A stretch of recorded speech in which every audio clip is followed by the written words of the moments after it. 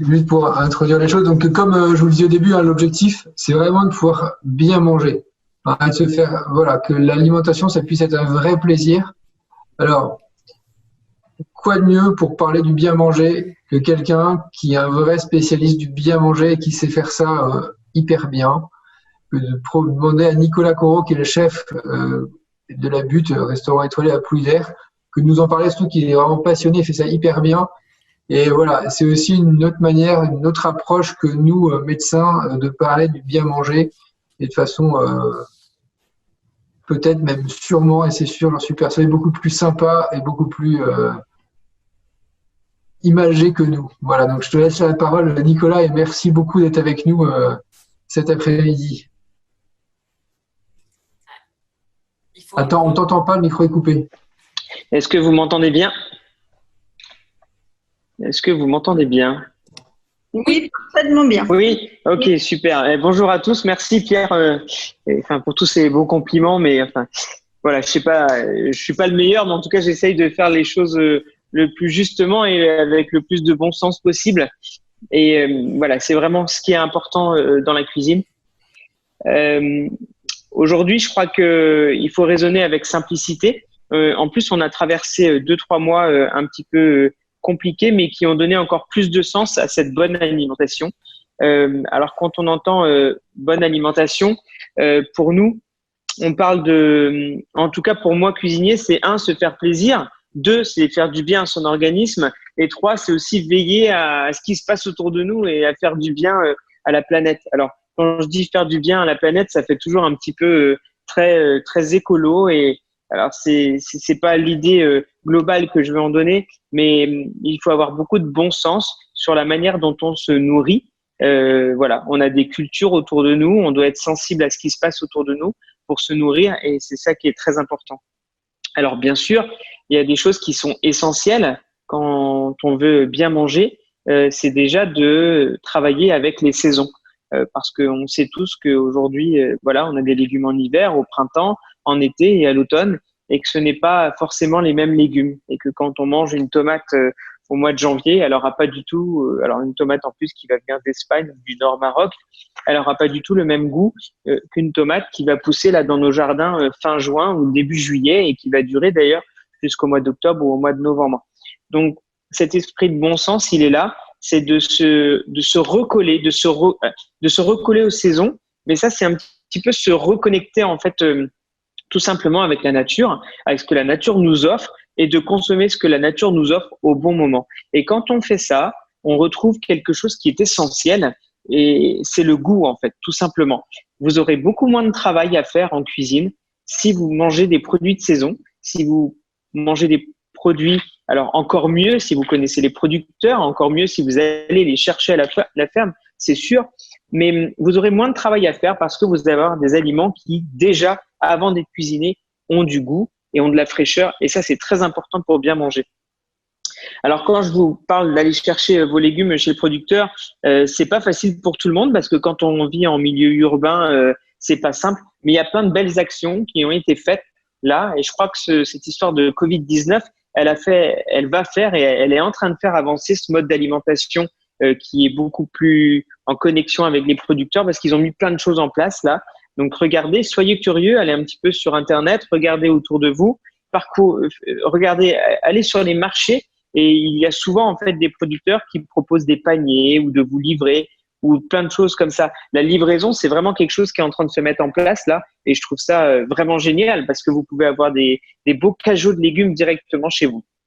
Alors ensuite, quand on passe à la partie cuisine, on a un petit peu tous le même comportement, et moi je l'ai d'ailleurs aussi, et je me bats aussi contre ça parce que toutes les familles l'ont. En fait, on tombe dans une espèce de spirale où on va tous manger la même chose. Parce que c'est simple, parce qu'on sait faire, on a pris l'habitude de faire 2-3 recettes, parce que c'est plutôt bon ce qu'on mange, et puis toutes les semaines on va manger un petit peu près la même chose, et ça au bout d'un moment, je crois que c'est pas bon pour l'organisme, mais c'est pas bon aussi pour le moral, et c'est pas bon pour l'ensemble de notre personne parce qu'on tourne en rond, et c'est toujours très dur de se dire tiens, qu'est-ce que je vais manger? Alors pour éveiller ça, aujourd'hui je crois que vous pouvez, n'hésitez pas il y a un moyen de communication qui est extraordinaire parce qu'il est gourmand, parce qu'il est visuel et parce que vous trouvez tout. Et c'est un moyen de communication. Je vous en avais encore pas parlé l'année dernière ni l'année d'avant, mais aujourd'hui, Instagram a fait énormément. Il y a énormément de personnes qui se sont mises sur Instagram et qui proposent des recettes, de saison, des légumes, des manières de faire. Alors, nous, en cuisine, c'est sûr qu'on va cuisiner on a une méthode de cuisine qui est la nôtre. Quand on vient manger dans notre restaurant, on a une cuisine qui nous est identitaire. Cette cuisine, je ne peux pas la manger tous les jours. Elle est saine, c'est sûr, mais si je la mange tous les jours, eh ben, je vais avoir sûrement un moment peut-être trop de beurre ou trop. Ça va pas être diversifié forcément. Donc, ce qu'il faut faire, c'est éveiller sa curiosité. Aller sur Internet, aller sur Instagram, regarder les recettes, regarder les photos, regarder les légumes, les fruits, comment on les utilise, les viandes, les poissons. Et tout ça, déjà, ça va vous donner envie de faire des choses. Et puis, il faut s'inspirer. Moi, je m'inspire beaucoup aujourd'hui et hier aussi, c'est pas d'aujourd'hui que je fais ça, mais il y a plein de modes. Alors, il y a les végétaliens, il y a les végétariens, il y a des gens qui vont manger avec des menus pauvres en gluten, il y a des gens qui vont manger avec le moins de sucre possible. Et tout ça, eh ben, il faut mettre tout ça, j'ai envie de dire, dans un saladier et puis picorer un petit peu à droite, à gauche. Et comme ça, on s'instruit, on s'enrichit et on fait des choses qui sont un peu différentes. Donc, par exemple, si vous n'aimez pas, on va dire que vous n'aimez pas les courgettes, ou vous n'êtes pas fan des courgettes, eh ben ces courgettes, on va les prendre et on va les intégrer dans une recette. Par exemple, on va prendre un petit peu de flocons d'avoine qu'on va tout simplement mouiller avec un petit peu de lait ou de lait végétal ou de l'eau tout simplement. Et puis, vous allez couper des courgettes en petits dés. Vous allez laisser cet appareil gonfler un petit peu et puis vous allez snacker ça un peu dans l'huile d'olive comme des pancakes. Et là, on va manger des céréales, on va manger de la courgette, donc des légumes, on va manger de l'huile d'olive. Tout ça, c'est des choses qui sont saines, qui sont bonnes. Et puis ensuite, par exemple, juste avec le simple fait de se faire une galette comme ça, eh ben, de semaine en semaine, vous pouvez la changer. Vous pouvez faire ça avec des flocons d'avoine, mais vous pouvez le faire avec des flocons de sarrasin. Vous pouvez le faire avec tout simplement du riz qu'on va cuire, par exemple, qu'on va mixer après dans un mixeur. Pareil, on va le mettre en galette. On va peut-être mettre une épice, on va mettre du piment, on peut mettre un peu de cumin. En ce moment, il y a des herbes fraîches, on va pouvoir mettre de l'aneth, du persil. Et tout ça, ça va faire en fait qu'on change d'alimentation en permanence et qu'on a des goûts différents en bouche. Et c'est super plaisant parce que je suis sûr que de vous y mettre comme ça va devenir un jeu où vous allez avoir envie de faire des choses tout le temps différentes et de faire des essais en fait. Et encore une fois, regardez dans des livres, sur les réseaux sociaux, regardez ce qui se fait et c'est vraiment, c'est une émulation tout ça qui se fait autour de la cuisine. Il y a des émissions, il y a plein d'émissions de cuisine, je les connais pas toutes par cœur. Il y a Top Chef, il y a des choses comme ça. Regardez tout ça, tout cet environnement qui éveille en tout cas l'esprit. Parce qu'il faut savoir que la cuisine, alors moi je dis toujours, c'est plein de choses. C'est l'œil, c'est la bouche, c'est le nez, c'est l'oreille, c'est le bruit que ça fait quand on va croquer ou quand on va cuire quelque chose.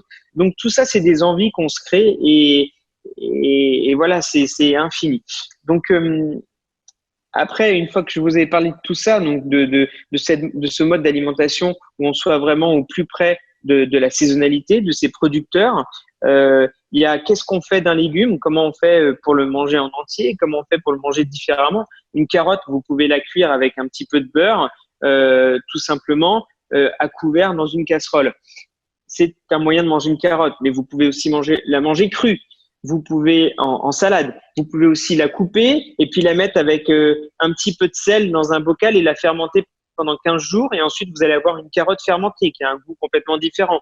Vous pouvez la couper en morceaux, la mettre dans avec un petit peu d'eau, de sucre et de sel et puis vous allez faire des pickles. Vous pouvez la cuire vapeur avec un appareil vapeur, un vitaliseur ou d'autres choses, mais vous pouvez aussi la faire poêler à l'huile d'olive et vous pouvez la cuire en sauce. Il y a des dizaines de manières de manger une carotte et par ça, eh ben, on varie notre alimentation. Même si on va manger de la carotte toutes les semaines, une fois par semaine, on pourra la manger pendant 10 mois ou 12 mois ou 15 mois, vous mangerez des carottes différentes. Et bien entendu, en prendre la saison. Donc, observez toujours sur des aliments.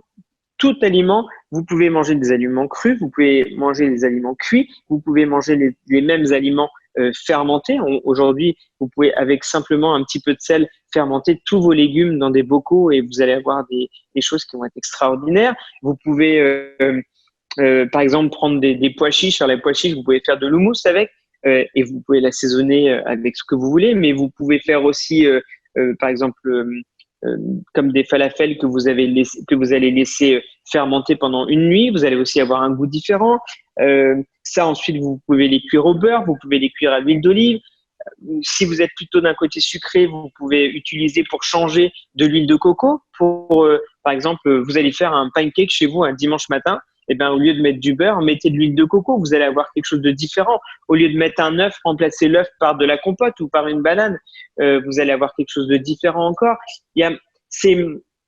C'est vraiment, il y a des milliers de manières de cuisiner, de manger et d'avoir des goûts différents. Et c'est passionnant. Donc, je vous dis, lancez-vous, lisez, regardez.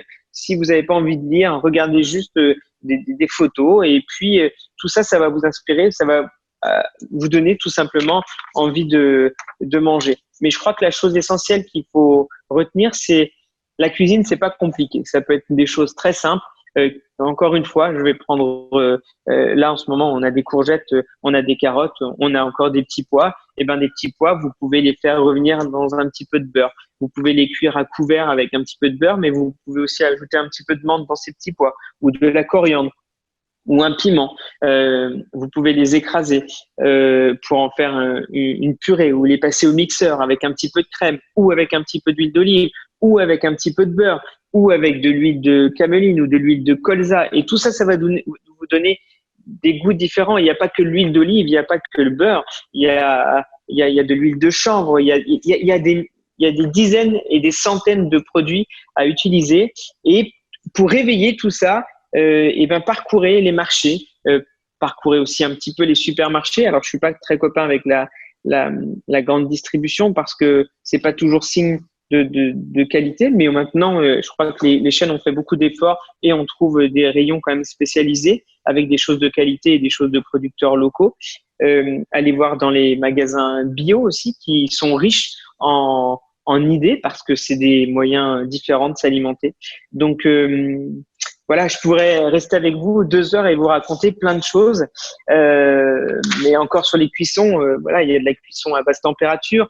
Il y a de la cuisson. Un poisson, vous pouvez le manger à la vapeur. Vous pouvez le manger en le cuisant à l'huile d'olive. Vous pouvez le manger cru. Vous pouvez le manger haché ou coupé finement ou entier ou au barbecue ou à couvert ou au four. Enfin, il y a énormément de manières de se nourrir, mais suivez encore une fois ce raisonnement de la simplicité, savoir d'où vient son produit, et ça, quand on peut le faire, c'est génial parce que vous allez être amoureux de votre produit et vous allez le cuisiner différemment. Et puis, essayer de manger, on est tous à se battre tous les jours pour essayer de manger le plus équilibré. Donc, intégrer un légume, intégrer un corps gras, intégrer pas forcément manger de la viande tous les jours ou du poisson tous les jours, mais se dire, tiens, aujourd'hui, je vais manger un steak, mais je sais où je vais aller acheter mon steak et quelle race de viande et que ce sera vraiment un steak qui va être super bon. Même moi, je mange pas de la viande tous les jours ou du poisson tous les jours. J'en mange 2 ou 3 fois par semaine, mais je sais d'où ça vient et je fais attention à la qualité. Donc, voilà, je ne sais pas si je suis assez long ou trop court ou là-dessus, mais il y a plein de choses à dire. Ouais, merci Nicolas. On est tous pareils. On pourrait en parler pendant des heures et des heures quand on est passionné par nos métiers. Oui, c'est ça. Mais c'est vrai que c'est ce qu'on disait à plusieurs reprises, c'est qu'on a la chance dans le Finistère d'avoir un terroir qui est hyper riche, avec un climat qui est parfois rude, mais qui permet d'avoir des cultures toute l'année, d'avoir une diversité dans la culture et dans l'élevage à proximité de chez nous qui est incroyable. Et c'est vrai qu'on a vraiment cette chance-là ici. C'est ça, Pierre. On vit dans une région où on est envié par beaucoup d'autres chefs, hein, parce qu'on n'a pas de gel et parce qu'on a de la production toute l'année. Et ça, c'est un vrai cadeau que nous fait la nature parce qu'on peut manger des légumes toute l'année et vraiment diversifier. Et ça, c'est une chance. Donc, profitons-en. Et puis, on a des tas de fermes autour de nous. Et toutes ces micro-fermes, il y a énormément de jeunes en ce moment qui se mettent justement à recultiver les sols. Et ça, c'est génial. Et puis voilà, on va prendre beaucoup de plaisir à se nourrir comme ça. Surtout, pour tous qui nous écoutez là, si vous avez des questions, conversez en bas de votre écran, hein, et vous pouvez poser les questions. Alors,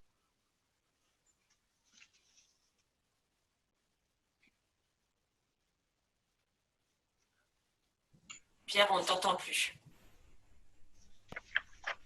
voilà, là vous devez m'entendre. C'est bon. Ouais.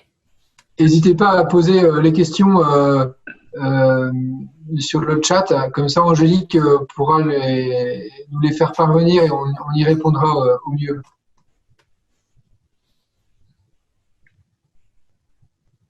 En tout cas, un grand merci Nicolas d'être intervenu, d'avoir été avec nous là. Avec grand plaisir, Pierre. Avec grand plaisir. Bon, merci. On sait qu'en plus pour toi là, c'est le gros rush pour la réouverture du restaurant, donc. Ouais, on croise les doigts. Plein de courage. Merci à vous. À très bientôt. Bientôt. Et bravo pour toute la démarche. Je trouve ça vraiment super. Merci à vous. Merci.